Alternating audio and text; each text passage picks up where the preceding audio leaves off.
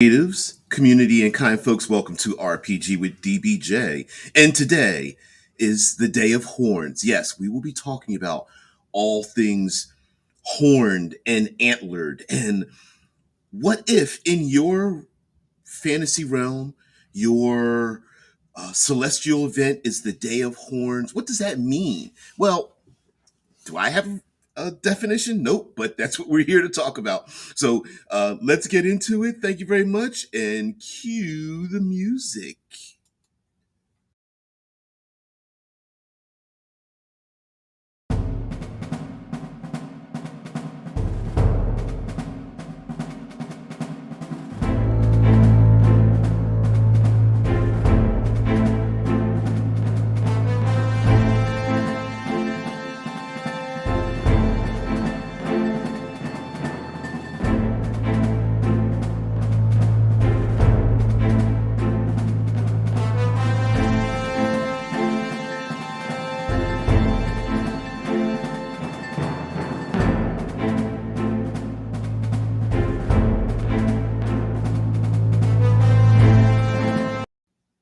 Thank you very much for you guys being part of the show. I really appreciate it.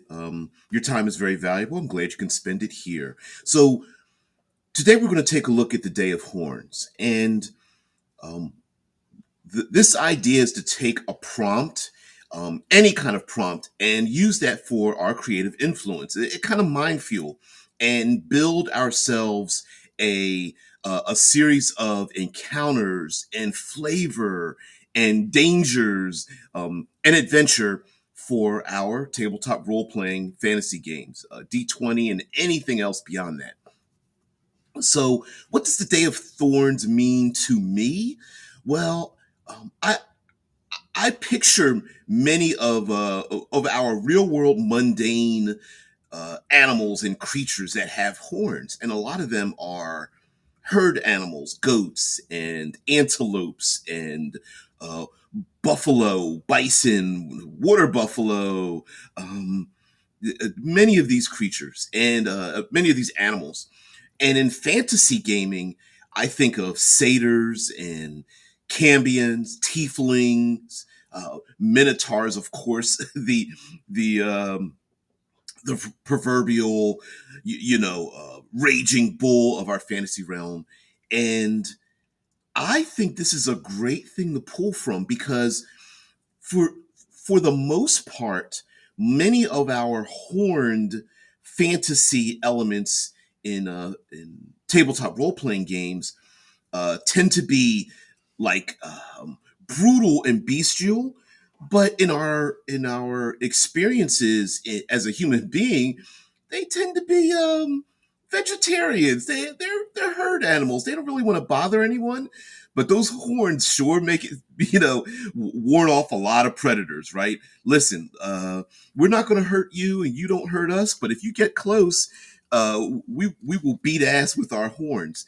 And I think this is a great element to pull into our fantasy games, especially if the players are, if this horned Day of Horns is this third element in your fantasy descriptive role playing element, and the your players are involved in it kind of like accidentally. And that's the point of having these day of prompts is the players are going along, maybe it's 3 days hence, and they know that when they arrive in this town or village or city state or edge of the map of your world, that the Day of Horns will be there.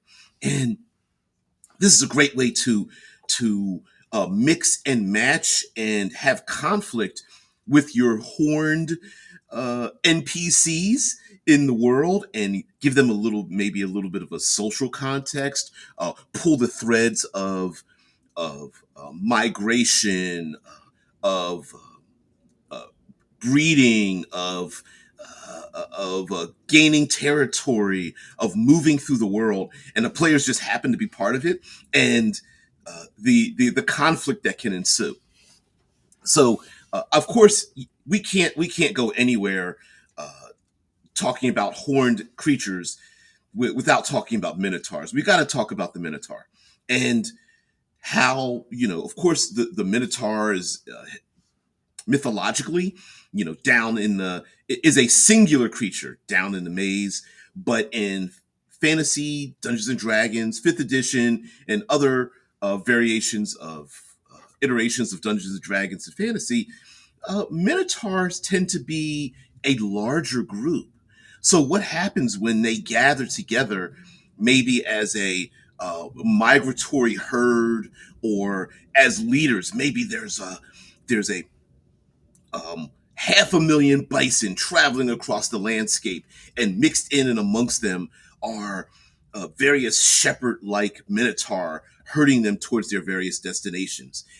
Is there a relationship between minotaurs and satyrs and tieflings in your world? It doesn't have to be, but maybe it is. Maybe your minotaurs are fey adjacent, and so uh, maybe satyrs and even tieflings are fey adjacent in your world, and this migration is one of a interplanal rather than just a physical migration from one place to another. It could also be a gathering as well. Yeah, thanks, them. Thanks, Em. Yeah, like Minotaur Shepherd's very cool. I think minotaurs in fantasy are kind of given a bad rap because when we think of other horned animals, they're not that aggressive. In fantasy, minotaurs are pretty brutal. They're just carrying battle axes or um, a tree limb as a club, and they just wanted to do battle. But maybe they've been forced in that position, and they don't really want to eat human flesh. They just happen to be very defensive of their people. And just like in real life, where a lot of these herd animals like antelope and goats and bison and water buffalo, their populations are diminished. Maybe the minotaur populations have diminished, and in order to protect themselves in a herd, maybe they've kind of shrunk themselves down. But the Day of Horns is when they gather together from their old ancient nomadic homelands, and they flow back in. And it's our fault as humanity for building cities in the spot where the minotaur tend to travel through. Now I'm using minotaur as a right now as a like an umbrella, because it doesn't have to be this way. Like, for example, the classic Minotaur,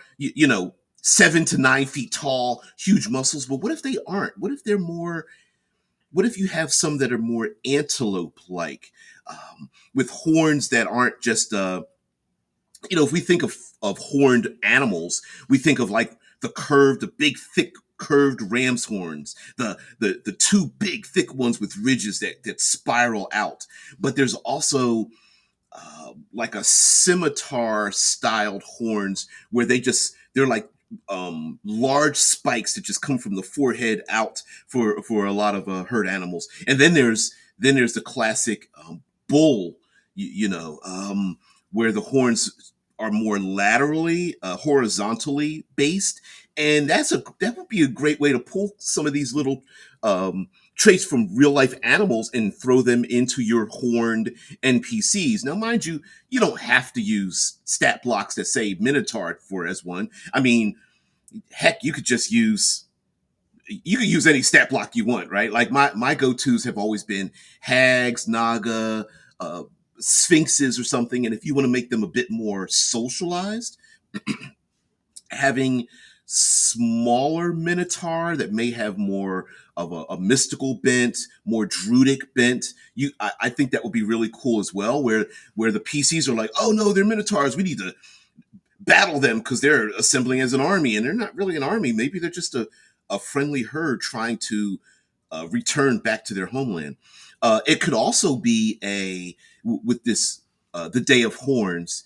It may be, and this is a classic thing amongst humanity, where it is the gathering of the herd, and it's also maybe a sacrifice or a slaughter to a deity, to celebrate a harvest and something of that nature, and for the player characters to have to navigate around. It would be a little bit different to have players running through a city that's a crowded city, but imagine them having to uh, run through herd animals that might get panicked and stomp over them, or it might be a way for them to hide as well if they have to sneak into a city state, and they know that if they just duck down in the herds of goats and sheep and I don't know, rams or whatever that happen in your world, or maybe you kind of mix and match something like the jackalope or something. You just make up some animals that just happen to have horns, and the PCs are like, let's duck down and hide in here. You know, the druidic player characters like, they're my friends. Don't worry about it. We'll just go into the back door of the city of the city state and that kind of thing. Now, it may also be with the Day of Horns. They don't need to be attached to living creatures. We've seen plenty of times where old horn is used as a material. Matter of fact, I should have brought it out with me. I have a um, there's a park nearby, and when the deer rut, a lot of times they'll scrape their heads against the trees to drop off their old horns, um, to let the new horns grow in like fingernails. And maybe horn is something that is used as a material, and it's gathered together. And so great artists are using the horn, not necessarily from killing, if you don't want to add that into your fantasy setting, but the material itself may be it's often used for handles on knives and swords. It's often carved out and turned into goblets, and a literal horn that makes a loud bleeding sound could be used, or it could be formed out of a horn from an animal, or it could just be the Day of Horns, where a big blast is given, or music is made, or a trumpeter is sounded to draw maybe ancient warriors from across the veil, or to honor the fey creatures that have looked out for their land, or something of that nature. And tying, my favorite, tying something like this to a timer, a a form of pressure you can put on the PCs. Hey, and when the sun comes up, they're going to blast the horns, and the PCs are like, okay, we need to sneak into town because they're going to close the gates, or um, the spirits of great warriors are going to be summoned because of a grand festival on the Day of Horns. And once that happens, they're going to be those ancient warriors are going to be against what we have to say, something of that nature. And I like this idea of the day of, and I'm using this as an overview, as a thematic thing, so that when that happens, there's a perfectly logical reason why you're dipping into your old books, pulling out your uh, horned and bedazzled creatures and using them in your world. Mike Marin says, any thoughts on the horns themselves? Whereas we have various skull iconography, such as Memento Mori. Yeah, and what's another one? Oh, the skull of bulls and goats, and using that, the dark cloaked figures with the I don't know, satanic skull goat is a common iconography. I'm sorry, my mind, doing one of these live things is, I'm always reaching deep into my own memory, and it's difficult for me to like look that up, especially when I wasn't even thinking about it. But it's awesome. Yeah, I'm thinking of that as well. Yeah, they might be analogous to the sword icon, as it is a horned creature's weaponry. And who's to say that, much like classic martial arts, practicing snake style and mantis style because people have learned from it. Who's to say that warriors in this world, or in this section of your setting or something, haven't learned to fight and defend themselves like the horned creatures that are around them? Yes, I know Vikings didn't really have horns on their helmets, but maybe in this fantasy world, the halflings, gnomes, dwarven people. Sorry, uh, people in this realm put horns on helmets and shoulder pads and armored, plate mail or something, and things like that. Mike Marin says, I can imagine an ossuary or holy site crammed with horns of ancients instead of skulls and swords. I love that idea. I absolutely, hell's yeah. And th- I can imagine that obtaining one or more of these horns or using them as adornments is where these people gain their power. Like, for example, I'm trying to make um, uh, an analogy here, like a flavorful mixing or blending of something. Like what's the spell? Thunder wave, thunder strike, whatever the case may be. Could you imagine like a druid in this world where like spectral um, bison flow out from this druid, and their staff is adorned with a horn, or it's attached to the upper shoulders and chest of this druid, who's got a mask on that's nothing but a um, you know a bovine skull with horns on it. And then as the thunder wave reaches out, you just hear the hooves against the ground, and as it shakes the ground, and then all of a sudden they run out, and there's hundreds of these things rolling over their enemies or something, and trampling them underneath, as well as maybe having a relationship to what are they, Goliaths and hill giants and ogres and things, having similar attachments to these creatures and such. Now, again, on the Day of Horns, it could be something that the player characters want to stop. Maybe this is a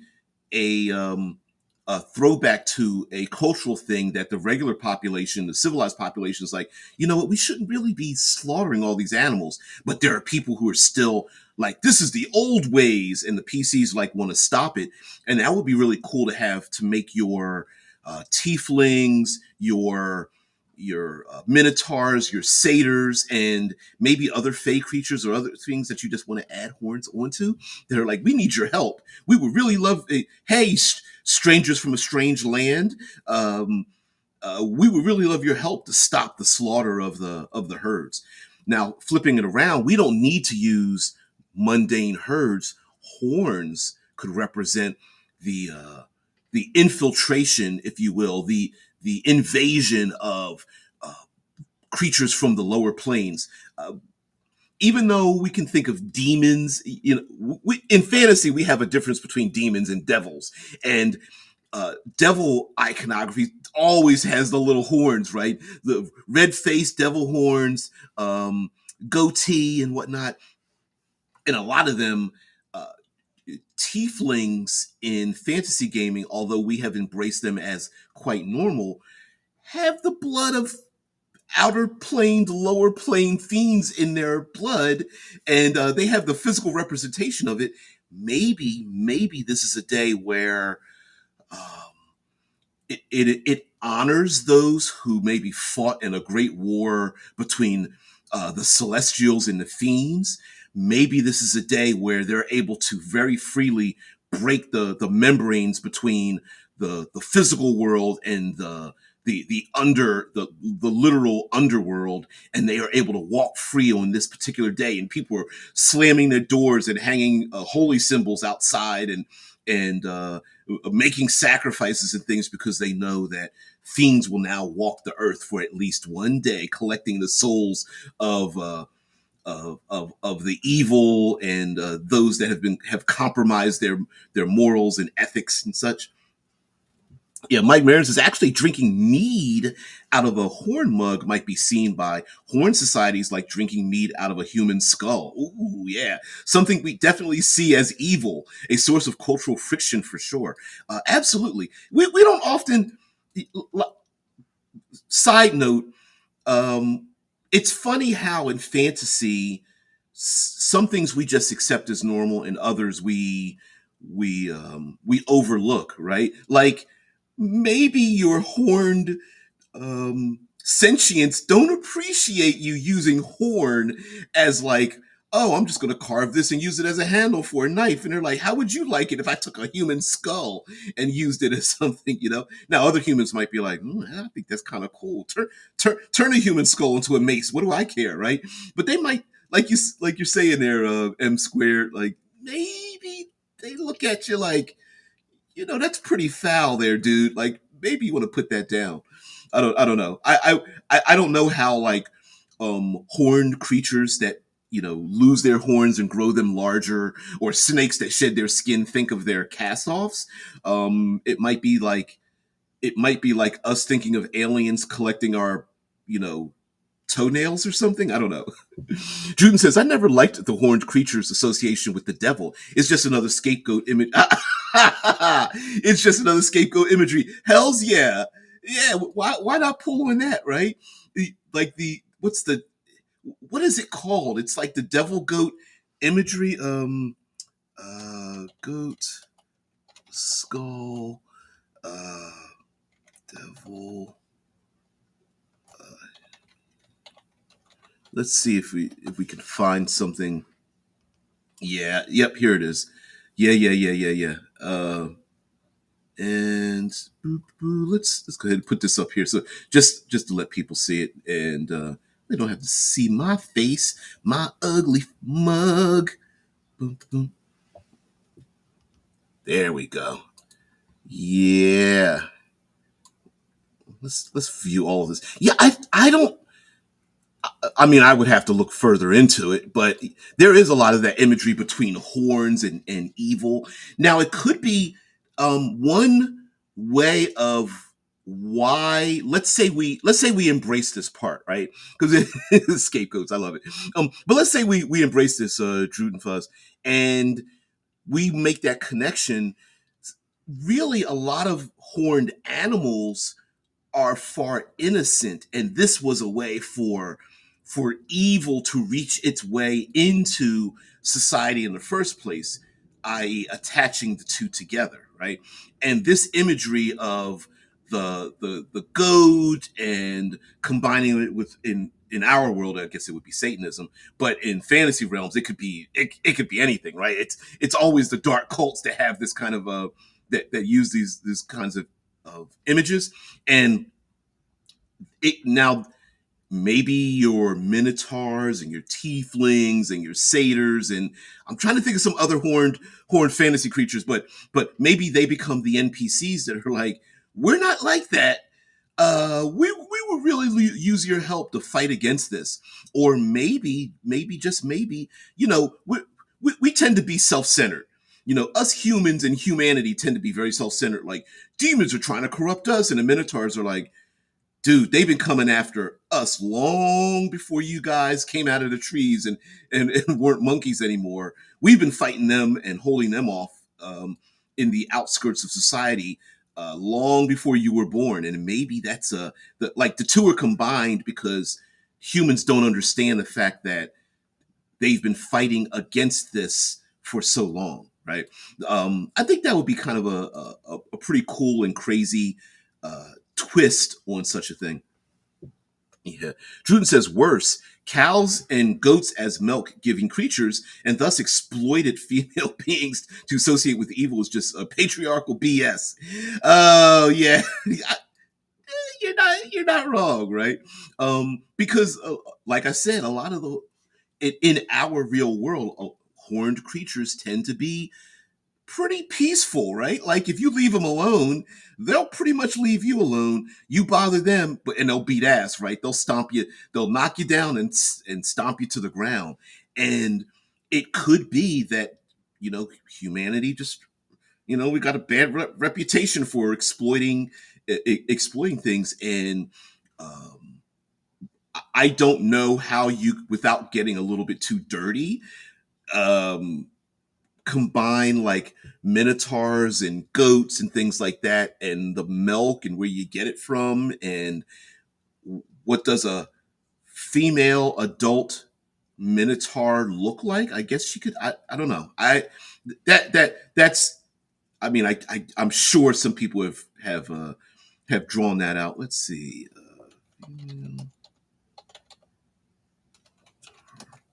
Let's see.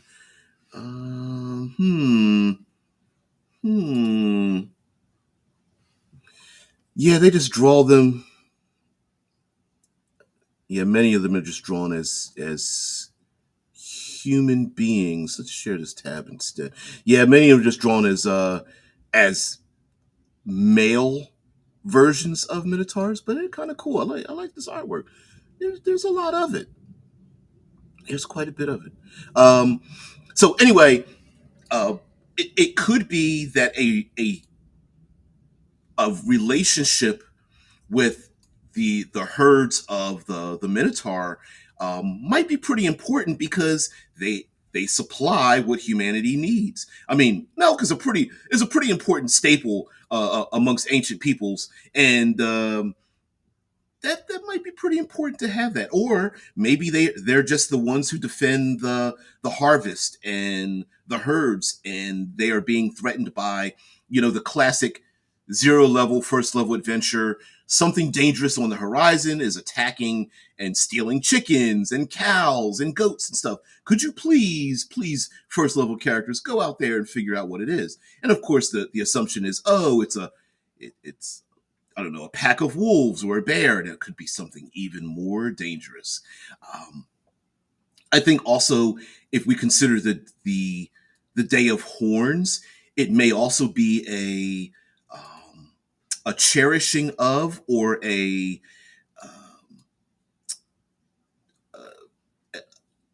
for. I'm sorry, my brain's going 1,000 miles a minute. So the actions of these horned creatures had an effect in the past. Maybe it was the blending of the I don't know the gnomish armies and the human armies with the Minotaur to eventually rout an enemy. But after that happened, it broke up. That alliance was very short lived, and they broke apart. And now the PCs are tasked with we need them back, right? We need them to defend the countryside. And the Minotaurs are like, dude, y'all been hunting us for generations and generations. The only reason we helped you guys out is because we don't like dragons and we don't like evil liches as well. But we're not your friends. It was just the enemy of my enemy. But now that they're gone, leave us alone. And um, or maybe there was an alliance, and now after the alliance, the Minotaurs realized, like, you know what, you puny, fleshy creatures, we we're going to step on you. We're going to dominate. Now that we're here, thanks for letting us into your society. We're going to let us take over from here. And maybe in this, especially the Day of Horns, it's to honor them, and people come from all around to give them gifts and things of that nature because they are the grand protectors. Now, if we go more fey creature, satyrs, maybe tiefling, because I always felt like the title tiefling sounds a bit mischievous, innocent. Maybe your tieflings in your world are fey related. That's kind of how I look at them, rather than strictly going by Dungeons and Dragons lore that they have, the essence of lower planes. I kind of think of them as more Fey oriented, and the Day of Horns might be one of parties and things like that. Like maybe this is a great time to go out there and be like, yeah, alcohol mixed with goat's milk, and the satyrs have the greatest parties in the world, that. And this might be a time where everyone comes from across the land to hear the music and to party and to dance. And maybe all these activities start with the blaring of the horn, right? And then the satyrs come in, and they're followed with, they're draped in silks and gold and silver and jewels, and people scrape together their few coins just to to be allowed to go into the parties. Maybe they erect these giant tents, and of course it's larger on the inside of the tent than the outside. And you go in, and they have these parties and the entire population is there, but on the outside, the PCs that don't go in, because of course, your player characters are automatically uh, going to be suspicious. Maybe on the outside, they're like, what's happening with, who's sneaking into and around all of the people's homes and such. And yeah, then maybe, just maybe, there's another larger plot that happens on this day. Or if the people are allowed to leave their homes, but they leave maybe a small gift or an idol or a talisman hanging at their front door, and that keeps out the fake creatures from going in and messing with their stuff. Uh, or maybe as a reward for the ones who party the most, maybe the fake creatures leave something behind, and they leave something for they give a little gift, a cipher, a small trinket to those that leave the party who can barely remember what happened. Whatever happened. What happens in a Seder party stays in a Seder party, right? That'd be kind of cool. Also, if you are running a very like explorative, or you want to run an explorative kind of adventure, the Day of Horns might be one where the herd comes through. And no matter how many times humanity has tried to build an outpost of some sort, the herd comes through, and it's like, yeah, you don't want to put any solid structures there, because they're just gonna run over everything. And then maybe that draws in predators, and the PCs are tasked. What a very simple thing to do. Hey guys, first to third level characters, or whatever, could you guys protect the herd for at least this day, because the herd is coming through. And the PCs are like, yeah, not a big deal. And then all of a sudden, all of the flesh-eating monsters that you can think of that dig underground, fly overhead, come out of the deep woods, and whatnot. Maybe they come to eat the herd, and this is just a natural part of the herd's migration, and the PCs are there to defend them, which then may garner them some respect from the satyrs, the minotaurs, that kind of thing. Now, it could also be, again, like when we talked about the Day of Ravens as like an omen. It um, is a harbinger of other doom. The PC's hearing on the horizon, you could actually feel the ground shake from the thousands and tens of thousands of hooves that are stampeding upon it. And the PCs are like, hey, listen, we want to go to that little outpost, and we got to get in and get out, because when the herd really comes, it's going to stampede over everybody. And that might be a huge danger, a huge danger to all. Maybe kind of cool. Mm-mm-mm.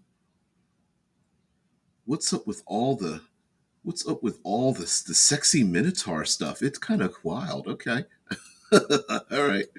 Um, Going back to our devilish iconography and such, related to these horned creatures, it could also be the the best way for the fiends of the lower planes to pierce the membrane, to hide as shape change, and hide as goats and bulls and bison and water buffalo.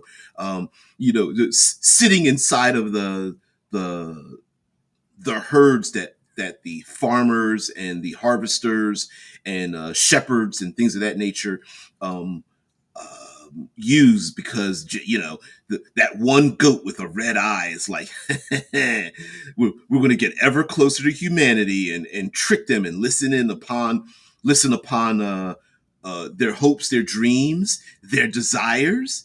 And it may be that the player characters have to, like witch hunters, go out there, and which animal in this herd is the one that's being tainted, or something like that. you know uh the the cow is milked, and it's like black blood, or it's like almost bloody, or something like that. Pretty nasty imagery, I think, even to my standards. Ugh, ugh. But yes, kind of nasty. Now, this stuff is pulled from. Dungeons and Dragons pulled a lot of this um, out of its own system. But yeah, if you want to go a little bit dark and a bit mature, you could throw that back into Dungeons and Dragons, I guess, if you want to. I wouldn't be for it specifically, but I mean, come on, we're what are liches and cults and all that kind of stuff? What are they? It's a thinly veiled, satanic cult, because in fantasy gaming, cults that summon demons are and devils and lower plane creatures are very common. So why the hell not? Drudenfuzz says, tieflings for me, as someone who also speaks German, is interesting, since the word tief, and I'm probably um, mispronunciating it. Tief means deep in German. Thus, the tiefling as basically literally beings from the abyss. Ooh, I like that. I like that. I like how language and culture kind of shapes the meaning of a thing, and then therefore it becomes like it has its own meaning, right? Like because it's possible the term tiefling has that Germanic origin, and that's why they created it in the first place, right? It's an abyssal creature. It's a thing from the deep dark that is walking the earth. So yeah. Mike Marin says, thoughts on Day of Horns flavored magic. Other than horn as a spell component, what difference in magical effect or unique spells might be seen? I could see like uh, I'm imagining, um, you could have an entangling spell where horns are growing and reaching out, and a person is kind of like jammed and stuck in it, like a briar patch of horns. I'm also picturing any kind of magical effect that draws a mystical weapon or enhances the body could actually make horns from the being that summons the magic, right? Like, for example, you cast magic missile, and instead of it shooting, you know, eldritch missiles that fly around and hit people, maybe it does have like the heads of a goat with, but trailing behind the head of the goat is just like flames or energy or purple lines or something like that. And I think magic missile does force damage, so it it doesn't pierce, but it sure can slam into your lower abdomen or your bladder for your enemies, right? And then that's how it I I'm picturing a lot of horned animals being a replacement for the flavor of magic. For example, a paladin steed could very much be a bison or water buffalo or a um, longhorn bull, longhorn. Um, what are the bulls? Let's see if we got some real images here. Let's get some images of longhorns. Um, are these good ones? Yeah. Here we go. Yeah, Texas. Boom, boom, boom. Get some. There's some longhorned. There we go. There we go. Texas longhorn cattle. And of course these guys are bred to have those extremely long horns, right? Like because I'm sure throughout nature, like those horns can really have an issue. They start to break, and they use them to challenge each other, which actually brings me to thank you for reminding me, brings me into the challenge issue. Um, we know that a lot of ant horned and antlered creatures will battle each other by slamming each other in the head. Could you imagine, like, the Minotaurs are like, "You want our help, PCs? Let's have a headbutt competition." And the barbarian's like, "Yeah," and the bard is like, "Hell's no!" And ruin this face, right? That would be kind of fun. That would be a very fun aside where they're like, "All right, ball up your can you ball up your cloak and stick it under this helmet, because this is going to hurt a hell of a lot. And then they just start having headbutt competitions, like, yeah, drink some mead, headbutt, drink some more mead. Or maybe this becomes a ritual um, for territory, right? Every season, when the Day of Horns comes around and the Minotaurs come into town, they're like, no, we're not going to do battle. But if you want to come into this territory, or that's how they measure their territories, and they just are like, hey, we're the I need to come up with a name, like we're the Ebon Foot, and we're the Blood Hoofs, and we are the the Stampediers or something. I don't know. I don't know how they would organize themselves. And they're like, we've come together to have these competitions, and they like spend time like polishing their horns, and they have like a little entourage of gnomes and halflings, like brushing the minotaurs down as they get ready to do battle. And then they have like a big ring or something, and they just start like going at each other, like bam, like slamming each other down. And if you get 1 point if you can knock the other person down, that'd be kind of cool. I think a little competition like that, PCs getting involved in it and whatnot. And then maybe, just maybe, the player characters are like, they don't they could be overcome with the desire to do battle. And it's like I'm going to associate it with a blood rage, but they're not trying to kill. When they just see the PCs, they're just like, oh, you're on our territory. And the Minotaurs get down on all fours, and they're like, you better watch out. Mike Mayer says, I think I went to school with some guys who won or lost a headbutt competition with a Minotaur. Yeah. Yeah. Like, I don't think you have any brain cells left. Oh man. Uh Helm Helm Cattle Company, raising registered Texas Longhorns in Red Oak, Texas.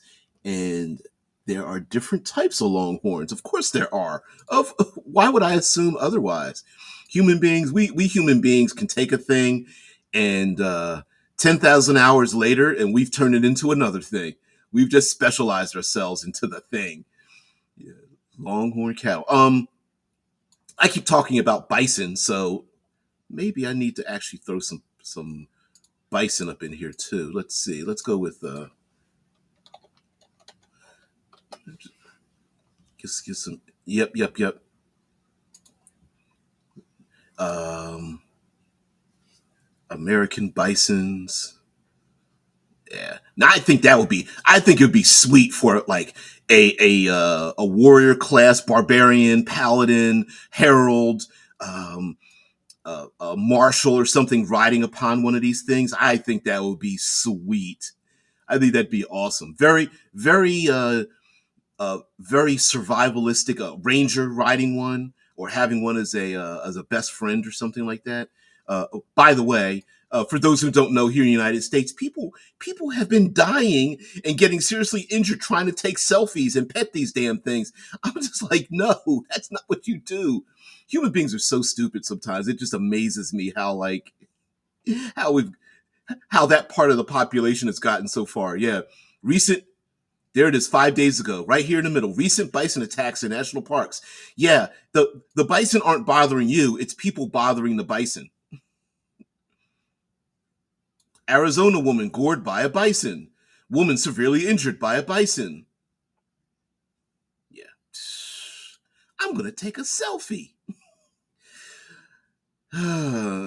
Anyway, getting back to our discussion about fantasy, I could see this being an issue too if the people, maybe nobles, because nobles are assholes too, right? Maybe there are nobles, or maybe just the regular population is like, oh, they're cute and we honor them. Let's go up and pet them. And then and the Minotaurs are like, what are you doing? I'm trying to pet your fur. And the Minotaur's like, get away from me. What are you talking about? Right? Like you're don't touch my hair. I don't touch yours, right? Mm-mm-mm. Cute bison. Yeah. Used to. It may also be. I could see an adventure where a druidic ranger barbarian styled, we're just here to protect the population, and we have invaders from another realm trying to come and destroy the herd, could be extremely pulling the heartstrings a little bit, and the PCs are trying to defend the herd, and actually the herd may be moving from one place to another, and the player characters are just following the migration. And then during that migration, various things happen, like maybe they need to cross a dangerous chasm, and they're like, okay, they need to get from A to B. Player characters, what are we going to do? And it's like, I'm going to use magic to make a bridge. We're going to follow them down into the chasm and follow them on its way up. A couple of calves, or I don't know what a baby bison is, a couple of calves or whatever are lost, and we need to go get them and such like that. I mean, I think that's a very easy West Marches explorative traveling nomadic culture kind of thing, where the Day of Horns is the day where for 24 hours the players must travel from A to B, and the entire time it's like, we're not going to camp, we're just going to have to run and follow the herd, or maybe even like shepherd them in a direction to safety, because they're going to their breeding grounds, or to a place that's warmer because they're leaving before the winter frost comes about. I think that would be very awesome. Mike, you mentioned about magic, and I could see shape changing into them, wearing a cloak that has the head and leathered cloaked feature and headrests of these horned animals, bisons and other things. I could see that being a transformative thing. Excuse me. Especially if like clerics and warlocks having that power, and it gives them, I could rationalizing a more physical presence with it as well. Um, you know, a potion that gives someone strength and vitality would definitely have like bull, goat, bison styled uh, features in it. The blood of, the powdered horn of, the blessing of. There are many. We have we have a lot of icons of animals as well, like um, the unicorn, the Pegasus, the white elk, the white elephant, right? And there may be a like a demigod of sorts, an avatar that is the pinnacle of these horned animals that the players are trying to beseech, gain some knowledge, maybe gain some temporary bonuses and mechanical features by saving the herd. Then they see the great ivory bison on the horizon that just snorts and walks away, and then suddenly the player characters are gifted with something like a magic item or some kind of benefit or bonus or whatever. A character that is very agile. We sometimes fail to realize that like a lot of agile animals. Let's see. Uh, let's see. Goats on the mountainside. That's pretty. There we go.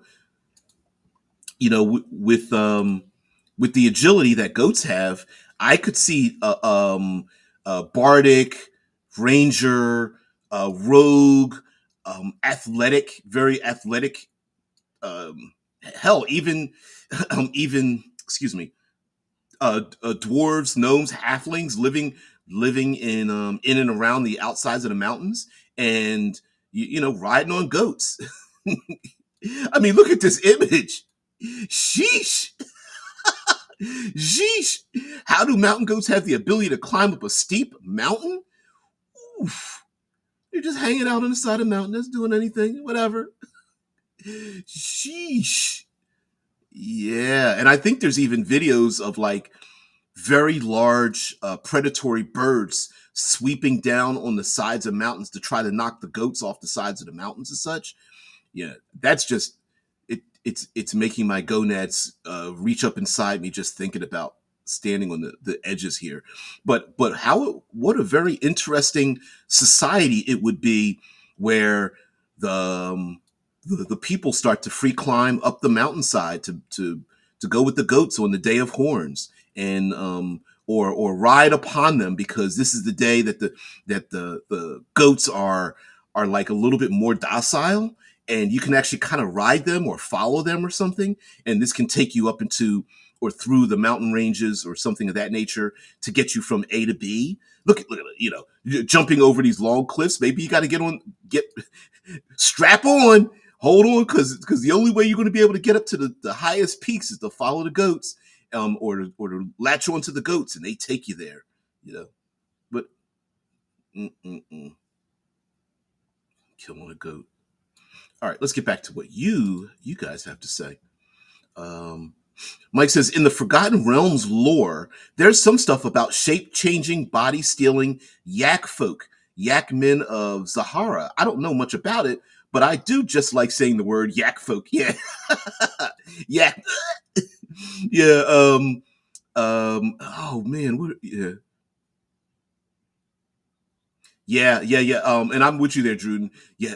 The says a powdered horn. I guess I pass on that poacher style aspect in fantasy, and not there. Listen, not a problem to do so, right? This is called fantasy, and we don't have to have. We don't.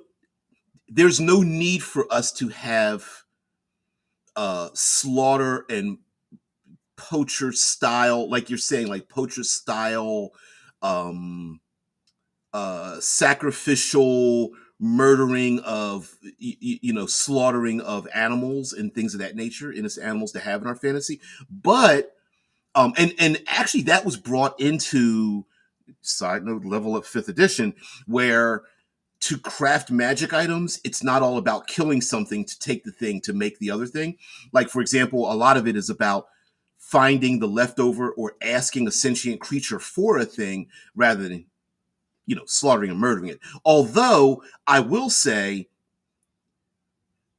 murder killing evil people that do these kind of things is a good excuse to go ahead and punch people in the throat for doing that kind of stuff. So while I agree with you, Drew, I think it's also the idea of like, those people need to be stopped because we don't need it, right? It's the idea of, hey, we've got Goodberry. Why are you going around slaughtering all the animals, right? Mike Marin says, Drew, an easy material for a quest hook. Yep. Minotaur shepherds seek help from stealthy poachers harvesting their bison. Are the bandits evil or just hungry? And do the Minotaurs have a natural... I wouldn't use that as option 18. Here's were slaughtered animals on the horizon, which most of you already know that, by the way, that, human beings, what do? We can't just do a thing half-ass. We got to do it whole-ass, right?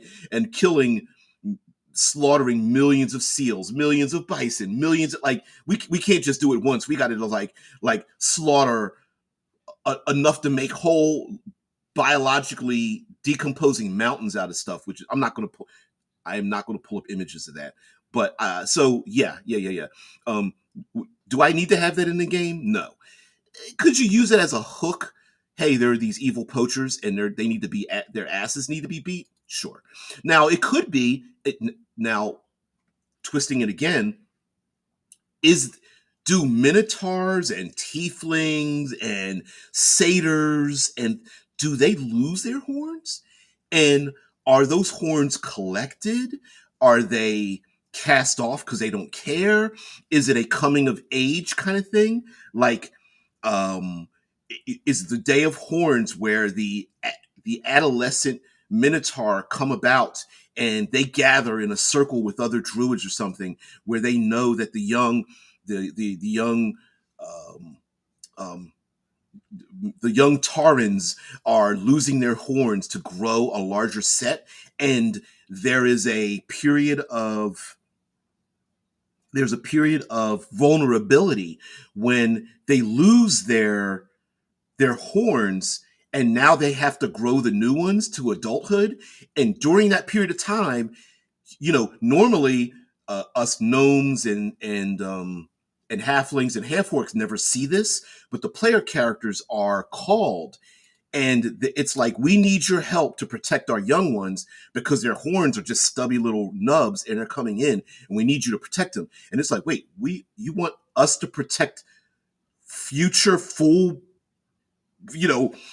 formed minotaurs? And the minotaurs and tarns are like, yeah, we need your help, and we would really love, maybe there's maybe the druids come to the player characters and they're like, listen, we have a situation, and I know there's animosity, but this would really help because they live on the outskirts and they can warn us of evils and dangers coming towards us, but we need to protect their young ones. And maybe the young ones kind of have attitudes like, they smell like humans, I don't like them. And the PCs are like, hey kid, you better watch your mouth, you don't have any horns, I could smack you right now. And not really fear, although I'm sure their skulls would be very pretty thick. But yeah. So anyway, long story short, the Day of Horns, I didn't have anything prepared for this at all. I was just like, hey, what kind of imagery, what kind of things could we see? What kind of ideas? You guys know, I come unprepared. It's just off the cuff. Trying to get some brain fuel here. This is all ideas you can steal. That's the whole point. It's just getting some mind fuel. The Day of Horns is this. I was like, what are we going to talk about? I don't know. Uh, Again, we really didn't talk about horns like the musical instrument, but that could also be a thing where on this day the horn is blown that changes the way the world works. They blow the horn and storms sweep through. They blow the horn and a portal opens up to another dimension. You blow the horn and the ancestors of great wars all come together on the battlefield. That's a possibility too. We didn't draw upon that, but mixing the two, I fall more towards using things that we don't often use. In your world, is there a relationship between fantasy monsters that have horns? Let me see if just before we get out of here, I'm just going to do a search for fantasy monsters with horns or antlers. Imagery, and let's share this out here, and let's see if we've got some. If I can, because I'm only doing the classic three, and I know there's plenty more. And TV tropes. Yeah. I love myself some TV tropes. Pinterest. Is that a horned? I was going to say owlbear. That's a sphinx. I mean, we could attach horns to damn near anything. Oh, what's the? Oh, come on, you guys. Paraton. There it is. There it is. The paraton. It's the horned, winged, uh, uh, uh, um, deer monster thingy thing. That's Paraton. I could not remember the name of it, and I didn't want to reference it because it makes me look stupid. But then, I'm pretty stupid. There's a jackalope right there, a little, I think. It's so stupid. But yeah, can we add horns to other? Like, is this image right here in the middle? Is that an elf? Is that a tiefling? Is that a satyr? Doesn't matter, right? You could add these things to anything. Is this next to it canine art with horns? Is that what your blink dogs look like? I don't know. That's up to you. You do whatever you want, right? Pick a stat block, describe what it is, and maybe, just maybe, they come out of the woods, and of course they have to come out of the dark woods, the swamp area. Oh shit! I didn't mean to do that. Swamp area, something like that, and populate your world. So anyway, guys, thank you very much for coming back to the show. I've had some issues with streaming and my internet provider and having those issues. Then I was away in Alaska and went on a cruise to Alaska, which was very fun. very entertaining, very informative, and that kind of thing. So I love that. I'm not going to talk about me. It's all about you guys, but had a bit of that as well. And then hours start to spike at work, and now they're dropping back down again. So we're back. We're going to default now this channel to the day of, I think, until further notice, simply because, listen, this channel's really an idea you can steal, right? It's just world building. And I'm like, why am I trying to fight this? Why not embrace it, you know? Look at that Pinterest image right here.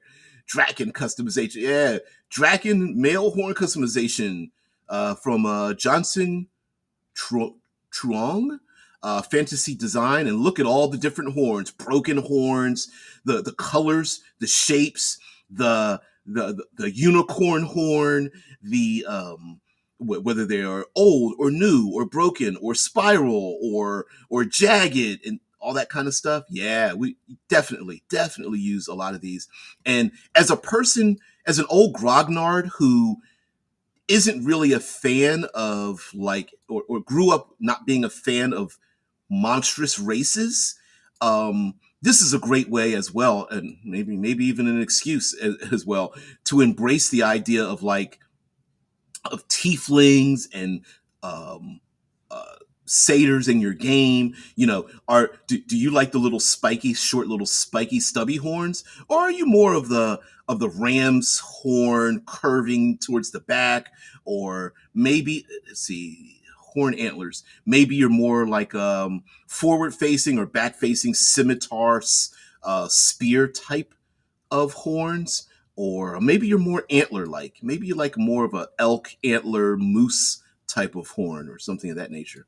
Let's get another image here just before we get out of here. Yeah, I don't know. Anyway, I love the imagery. I love the idea. Thank you very much, Em and Druden and everybody else who wants to take part in the show or catches it later. Thank you very much, everybody. Have a great day. I really appreciate it. And please stay tuned for tomorrow. Tomorrow is the day of fire. Peace.